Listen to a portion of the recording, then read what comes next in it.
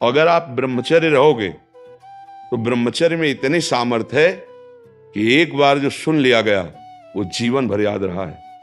अब तो इतनी औषधियां, इतना सब शरीर पीड़ा में है, तो एक बार बोला बस कभी भी जीवन में सुन लेना, स्मृति जागृत हो जाती है। हम जो बार बार पढ़ते हैं याद नहीं होता ना, उसका कारण ब्रह्मचर्य कीनता है। देखो अभी नई अवस्था है, हम तुम्हें नियम बताते हैं।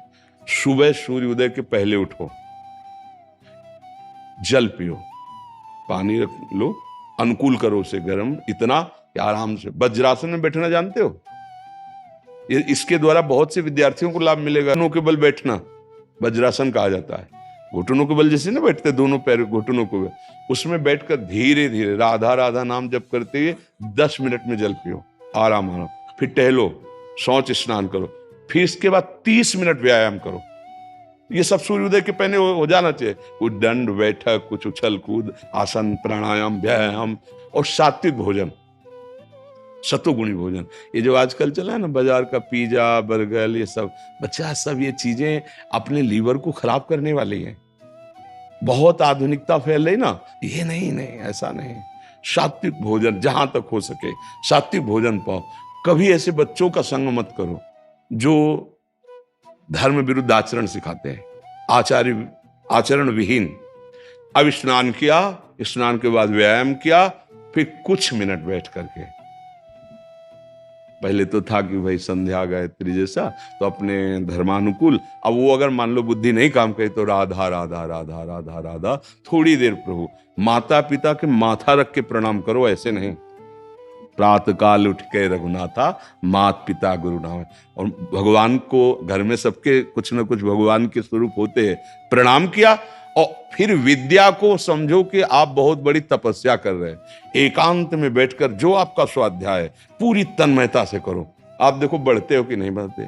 शरीर स्वस्थ, संयमी पुरुष, और अपने जो कर्तव्य कर्म को, जैसे आप विद्यार्थी तो आपका वो कर्तव्य, नियमित रूप से आप अपनी दिनचर्या बना लो। आप खुद देखोगे कि जीवन कैसे उन्नति हो। जीवन उन्नति का तात्पर्य सत्य मार्ग में चलना, हृदय आनंदित रहना। वही देशभक्त हो सकता है, वही समुदाय को सुख प्रदान कर सकता है, वही लोगों को तार सकता है। संयम से नहीं है, अपना ही हृदय जल रहा है तो फिर कोई पद, कोई भी वो मंगलदायक नहीं होगा।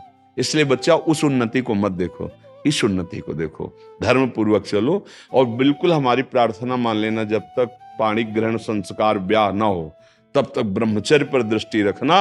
और जब ब्याह हो जाए तो भगवान जैसे गृहस्थी के नियम बताएं, फिर आप देख लेना गृहस्थी में भी रहते हुए आप तेजस्वी रहेंगे, आप बलवान रहेंगे, आप एक विवेकवान रहेंगे, आप समुदाय को ऐसे संग बना लेंगे जिससे सबका मंगल हो। हम आचरण विहीन बच्चे होते जा रहे हैं, धर्म विहीन होते जा रहे हैं, माता पिता गुरुजनों का अपमान करते जा रहे हैं, छोटे छोटे बच्चे गंदे नशे कर रहे हैं।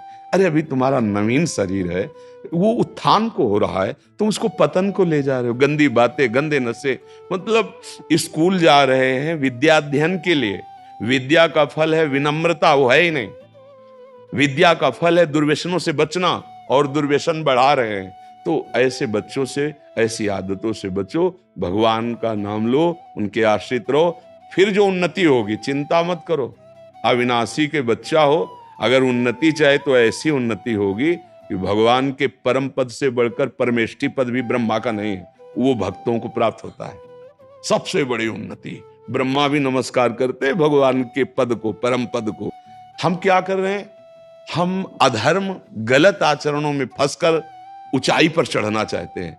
अगर गंदे आचरण कर रहे हो, अधर्म कर रहे हो, आपकी उन्नति हो रही तो हर्षित मत होना। जैसे होता है ना, किसी को छठ में चढ़ा जाए तो वो सोच रहा है बहुत ऊपर नहीं चढ़ रहे। ऐसी जगह से पटके जाओगे, किसी काम के नहीं रहोगे। और धर्म से चल रहे हो, दीपक की तरह प्रकाश हो रहा है, कुल परंपरागत चलता रहेगा। धर्म को बहुत सावधानी से, हम प्रायः कोई ऐसा दिन नहीं जाता जिस दिन ये चर्चा न करें कि हमारी नवीन पीढ़ी अब मर्यादा रहित होती चली जा रही है, और वही नवीन पीढ़ी तो हमारा भविष्य है। अरे भाई, स्कूल में जब पढ़ते थे सब एक ही लाइन में तो बैठते थे, कोई महात्मा बना, कोई डॉक्टर बना, कोई पदाधिकारी बना, वही तो वहीं से तो सब बनते हैं। तो हाँ, इसलिए हमारा भविष्य, हमारे देश का भविष्य, हमारे धर्म का स्वरूप, अगर आचरण पवित्र हो गए तो उठे, और आचरण गिर गए तो फिर गिर गए।